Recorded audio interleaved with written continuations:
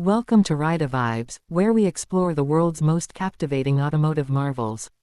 Today, we dive into the artistic and engineering phenomenon known as the Pagani Huayra.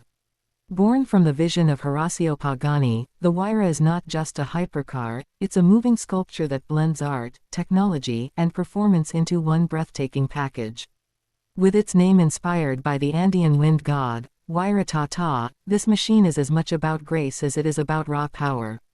Under the hood, a hand-built 6.0-liter twin-turbocharged V12 engine by AMG roars with 730 horsepower, launching the Huayra from 0 to 100 km/h in just under 3 seconds. Every inch of this car is a testament to craftsmanship, from its active aerodynamics that adapt to every curve and speed, to its luxurious cabin wrapped in leather, carbon fiber, and hand-machined metal. With a limited production run, the Huayra is an ultra-exclusive experience for those who value both performance and artistry. It's not merely a car, it's a statement, an experience, a legacy on wheels. This is the Pagani Huayra, a true symphony of design and velocity, only here on Ridevibes.